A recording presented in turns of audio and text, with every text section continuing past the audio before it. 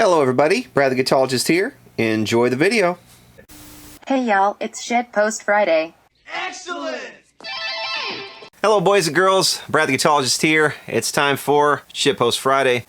I thought this article was interesting. This is from Digital Journal, and it's talking about the guitar amplifier market, and they are projecting it will reach 120 million US dollars overall by the year 2025.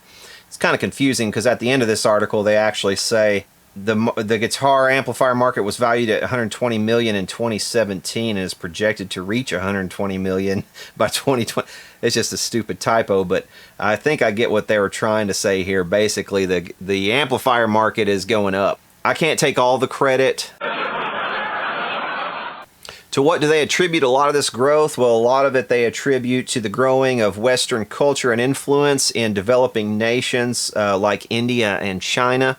And they say here that the guitar market is beginning to penetrate more and more into these markets, which I don't doubt. So that's good, but you know, as the market grows, we do know that quality usually takes a nosedive, and the reason quality takes a nosedive is because, you know, for manufacturers to try to satisfy this demand, they tend to use less quality parts, you know, less quality woods, and basically they start to skimp on the labor. And as these other countries also industrialize, you know, where is China going to be buying its guitars from? Where's India going to be buying its guitars from? Well, they're a exporter of these things, so you know they would cost presumably quite a lot for these people to attain. So but eventually, once you know they've reached a certain level of economic prosperity, somebody else elsewhere in the world would have to provide the building of these instruments for the market to continue to grow. So you know I would look for this to level off at some point after you know China and India are basically stocked up with guitars. Okay, this last package we're going to open up is not technically viewer mail, but this is from my buddy Nate DeMont, and he is the owner of the trademark at this right now for Guyatone, which is the 1960s Japanese guitar company. Guyatone made a lot of the Kent guitars from the 1960s. I have quite a few. And it looks like he sent me a t-shirt as well for his music store, which is up north. I think it's in Wisconsin. Sorry if I'm getting that wrong. But you can look him up on the net. He's online. But he sent me one of their new Guyatone pedals that he is coming out with. This is the Guyatone WR6 Auto Wah. Here's the outside of the box. And we are not going to demonstrate this today, but we will demonstrate this in a future video very soon. And also we will be giving this pedal away, much like the Pussy Melter pedal, which is coming soon. We will give this away to one lucky viewer of the channel. He has started to reissue, I think, some of the guitars, not necessarily straight up reissues, but he's come out with some Guyatone labeled guitars. And I guess he's starting to get into pedals, and these are designed by a Japanese guy, so they're designed in Japan, and he works closely with this Japanese guy to do the designs, and looks like they did a pretty cool job, but it's built here in the US, and he said there's it took him quite a while to get everything sorted out and all the manufacturing locally there where he is, but yeah, we will test this thing out. They are for sale if you want to buy one. We're going to give this one away on the channel probably within the next week or two. It depends on how many other things I need to get to. Thanks, Nate. I appreciate that. I think it's cool, Alex, also how you've, just looking at it right off the bat, how you've put feet at the back and you put no feet at the front, so it automatically kind of tilts forward. That's kind of, that makes a lot of sense, actually. And also, this is another pedal that is going to be a limited run, I believe. I don't think he's going to make too many of these. I think he's made one batch, and they're ready to be shipped out and everything. And he said he doesn't know if he's going to keep doing it after this batch is gone or not. You know, this may end up being a rare pedal. I don't know. But somebody will get one from us. Cool. And now it is time to Ask an Amp Tech. When you don't know what the fuck you're doing, time for Ask an Amp Tech. This first Ask an Amp Tech question comes from Carlos. Carlos writes, "Hey Brad, stumbled into your channel whilst doing some digging to find out about this old Supro amp I have. I love your videos." Thanks Carlos, appreciate that. "Mine looks just like the other one in your video 1950s Valco Supro Comet. I was wondering if you would take a look at the photos, and does it look like it's been modified or repaired to you? A lot of caps look different, and also the death cap is," scroll over, "not there." Well, if there's no death cap on an amp of this age, then yes, someone has been in it before you.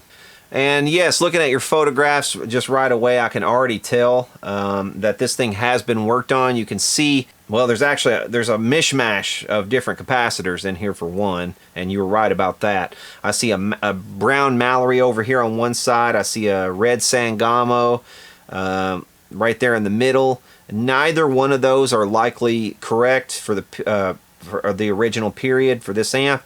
I do see a paper and wax capacitor there. That's that brown one that's underneath that bypass capacitor.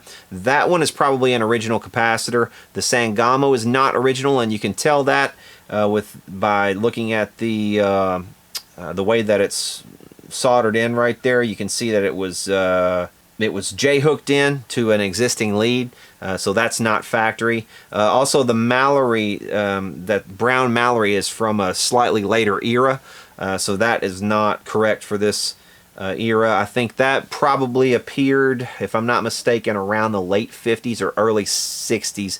I think I see those most prevalently on stuff that's from the early 60s.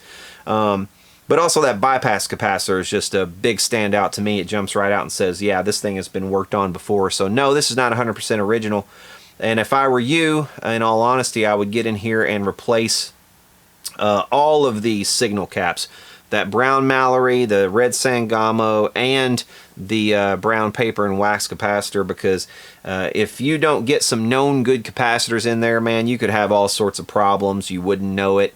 Your tubes might be running hot and you wouldn't know it. They might be completely thrown off on the bias for the tubes on the preamp or the output, and you really wouldn't know it, except you would experience some loss in volume, and it's going to wear out your tubes a lot quicker. It's going to stress all of your other components a lot quicker. So if I were you, I would just go ahead and do a clean sweep of all the capacitors in this amplifier, and it'll be good from that point for years and years and years to come.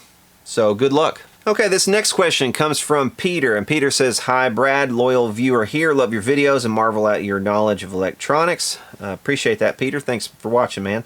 I have a question about a Fender custom Vibrolux reissue. I just purchased an instance of this. An interesting way of putting that. You just purchased an instance of this amp. I know what you mean. I'm just messing with you, Peter. I have to get my kicks somewhere, man. I just purchased an instance of this amp and have a question about modification. There are two separate and distinct popular mod sets for this amp to address supposed deficiencies that pop up in web searches. One is known as the Moyer mods for this amp, and it alleges to return the circuit to the quieter, more reverb-rich Vibroverb style amp. Okay, so attached is a PDF describing these mods from Mark Moyer. The second is known as the Fromel mods. Maybe just a kit to implement the Moyer mods, but the website doesn't explicitly say if this is the case. Well, without going through each mod, you know, step by step, what I will say is I'll just look at these as an overview. Okay, so the first one you're talking about, the Moyer mods. The website that you linked to, I'll link down in the description as well if you guys want to look at that and follow along with what I'm talking about. There's a guy who basically took this guy's mods and added photographs and made a pictorial step-by-step set of instructions for you to follow if you want to do these mods. and without really knowing what, because really all it does is it says, okay, change the value of R37 from 100K to blobbity blobbity. Change R11 from 220K half watt, or change it to that. Install a resistor here, take this capacitor out, put this capacitor in this place. It doesn't really reference it to a schematic. So without sitting here and matching each thing to a schematic, I really, honestly, I don't know, and that's not something I'm going to have time to go through step by step. But I will say, if it's something you want to try, I very seriously doubt you're going to devalue the amp. But what I would warn you against is getting in here if you're not very good at soldering, if you don't really particularly know what you're doing, and trying to do mods like this on your amp if you value it, because what you can do is accidentally burn the board with a soldering iron. You can really mess up the traces. If you're modding modern equipment like this that have PCB boards, this kind of stuff is really easy to screw up, because you can set your soldering iron just a second or two too long on the board, or it can be too hot. A lot of things can go wrong, and you can totally burn up the pads, and then you have to go in and you have to do jumper wires from this point to that point, and it really gets sloppy at that point, especially if you don't know how to solder very well. And if you're new to all this, and you try to even add these little wires and everything. I mean, sometimes me doing it, it probably looks easy, but you have to kind of have done it for a little while and have a sense of, okay, I'm going to pre-bend this wire into this shape before I even try to put it in there. I'm going to clean the tip of my iron real well, because right here it's probably, I can tell by this board type, that it's going to burn easily. All these little things that you pick up over the years that you might not necessarily know right off. You're going to want to know before you do something like this. But assuming that you know what you're doing as far as soldering, just the basics, there's probably a ton of things that can be improved on an amp like this. And I say improved, I mean, that's a subjective thing, but there are some issues with noise sometimes, and that's one of the things that this mod purports to remedy, is some of the hiss and noise. I don't know how hissy or noisy this amp is. I mean, you could tell better than I could, because I don't have one of those amps. But if you turn it on and you can turn it up to 5 or so, and you would feel comfortable recording with it, slapping a microphone in front of it, and it doesn't have all that much hiss, I'd say maybe don't waste your time. Just go buy the amp that you're trying to turn it into. The thing about older amps versus these newer ones, you're never going to really modify one of these to sound exactly like one of the older ones anyway, because all the components are different. Even if you put in the same value, it's not going to sound the same as an older one does now, because all the components are drifted all over the place. You might have components that are 20, 30, 40% higher or lower values than they were originally from the factory. You're running 120 volts input from the wall instead of 110, which is about where it was when these amps came out. So I mean, there's a lot of factors that are a lot different. The transformers, the way that they were made and wound back then, are a lot of times different than the way that they're made and wound today. The type of wire that they're using, the type of the composition of the iron in the transformers. There's a lot of factors that go into just making a good transformer, let alone all the other components. So the transformers would be the main thing that would be really hard for you to take a new reissued amp and try to replicate the sound of an older amp. You would have to spend probably a lot of time in R&D just trying to figure out which transformer set to use if you wanted to replicate the sound of an older amplifier. And unless you spend, I mean, you're talking about massive man hours of time to just figure out which transformers to use, and still you might be off, So if you're trying to get it to sound exactly like an older style of amp, prepare for disappointment. That's all I've got to say on that. And if you're not, if you're not ready to live with what it sounds like now, I say go for it. If you're competent with a soldering iron, get in, just go for it and see what it sounds like. The problem is if it doesn't live up to your expectations, and then you want to get rid of it, and if you didn't do the mods particularly well, you know, the next guy who comes to buy it from you might not want to give you what it's worth. So, you know, be aware of that. But looking at this other Fromel mods, I don't know. It looks like, yeah, they're just charging you $95 for a few capacitors and some resistors. So it looks like we've got 1, 2, 3, 4, 5, 6. 6 power capacitors, and those are ARS, and they're trying to say that those are let's see, high quality audio grade caps. I mean, that's, you know, that could mean anything. Audio grade, what does that mean? Versus what? Industrial grade? You know, I don't know what that means even. But it looks like for the parts that they have here, I mean, you know, I'm not, they deserve to make a little bit of money if they put together the parts.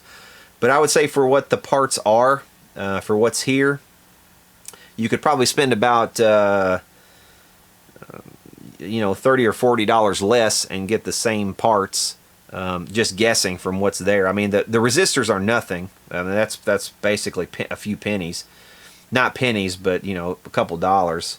The large electrolytic caps are what will cost you the most if you go with this this particular set. But yeah, I don't know. You know, I'm the type of dude, I just tend to get in there and just modify things on my own.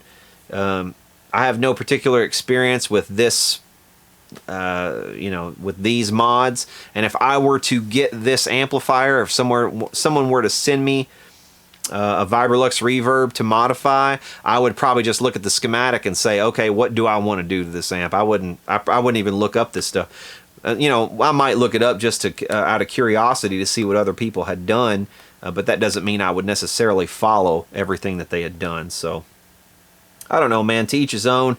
If the amp sounds good to you, I wouldn't bother with it.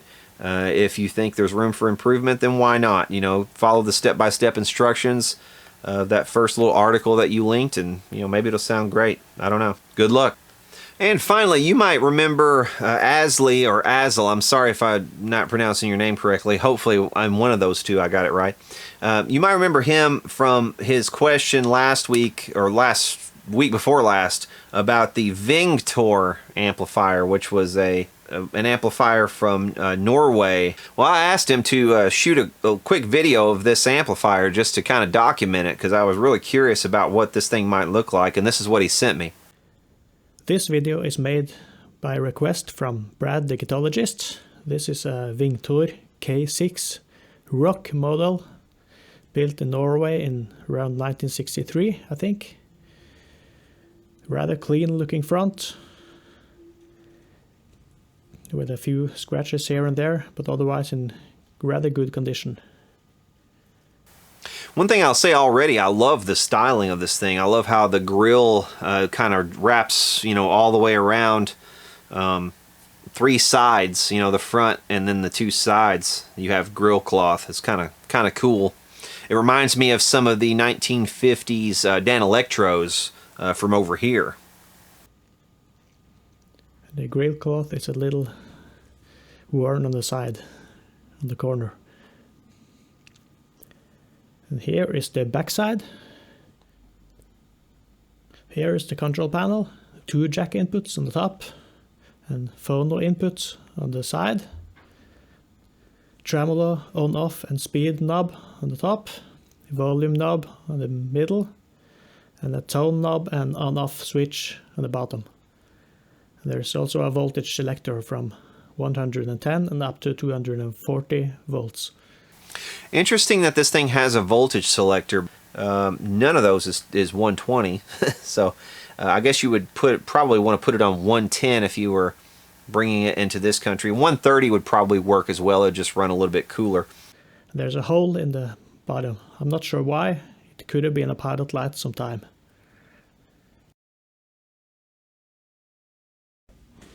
And this is the inside of the Vingtor amplifier. There's a chassis screwed onto the back plate. And then we're getting up close. You can see the 2 tubes, 12AX7 an ECL86. Interesting the way this thing was built. It's built on a looks like a little phenolic board, and it has some of the mustard caps that are so famous that you usually kind of see in Marshalls. That style of capacitor. An ECL86, I believe, is a pentode and a triode in one envelope. Yeah, an ECL86 corresponds to a 6GW8, which is indeed a pentode and a triode in one envelope. The amplification factor on the triode is 100, so that's like a 1/2 of a 12AX7 in amplification. And the pentode has a maximum plate dissipation of 9 watts. The 6GW8, you see that a lot on imports into our country, into the US, from Europe. But also you see it sometimes on stuff that came from Japan toward the late 60s. It was kind of a common tube used in, well, a lot of different things. It was used in a lot of reel-to-reel tape players, tape recorders. You sometimes see that in little record players and things like that as well. And there's a circus board, like Terry from D-Lab calls them, with the mustard caps mostly. They seem fine. And here are the inputs behind the shield and the controls. And here's a power switch and added in inline fuse, which I added because there were no primary fuse originally. And here's the power transformer. And there's a secondary fuse and a selenium rectifier underneath the terminal strip for the heater connections. I also added new filter capacitors and disconnected the can cap. 2 of the filter capacitors are mounted onto a terminal strip. Here's the output transformer.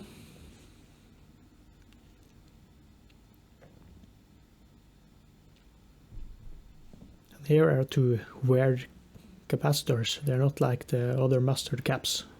One of them is a coupling cap for the first amplification stage.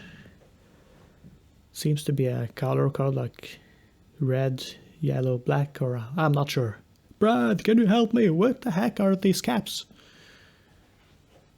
Yeah, these caps are called, they're usually referred to as tropical fish caps because they kind of look like, you know, really multicolored tropical fish that you would see in the tropics. But yeah, those colors are color codes, and I'm not sure what value those right there would be, but it looks like maybe it starts on the red end, so it'd be like 2, and then if the yellow stripe is 1, it would be 4, and black is 0, so I don't know. 0. I'm not sure how to read those off the top of my head. We don't see a lot of those over here. That's not something I come across a lot. I do come across them, but not a whole lot. Here is a view of the speaker. It's a Seas 10-inch, 4 ohms, made in Norway. Gorgeous speaker. It's definitely an Alnico speaker. Yeah, with the 702, that would be the second week of what, 1957, it looks like to me. But you did say that this amp was from the early 60s, so that speaker could have sat on the shelf for a little while, possibly. Here is a view of the mains voltage. The switch was set to 220, which made the internal voltages way too high, and the plate dissipation on the power pentode around 140%. After changing the switch to 240, it came down to around 100, which is far better. Here's a very crudely drawn schematic of the circuit. I managed to trace it. I think it's correct, but I'm not sure. Here's the input stage and the tremolo oscillator with a shared cathode connection, volume control, where there are some negative feedback connected to the bottom. And the second stage, which unfortunately is grid leak biased, creating some nasty distortion when you turn it all the way up, and a tone control, and power stage. Great video, Asle, or Asle, sorry if I, again.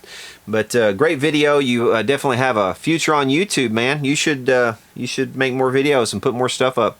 I know it'd probably be hard to find things in Norway to you know, kind of put out steady content, but you definitely did a good job with that video. Very clear. Thank you very much for showing that to us. Okay guys, that's about all we have time for this week. That'll conclude this Shitpost Friday. Hope you guys have enjoyed it. If you have, please hit subscribe down below. Also, hit the bell to receive all notifications. I know a lot of you guys are not receiving my notifications on a regular basis. YouTube's algorithm is all screwed up, and they want you to hit that bell if you really want to see somebody's stuff. So if you really want to see my stuff, please hit the bell. Make sure that you do. And for now, y'all take care. There we go.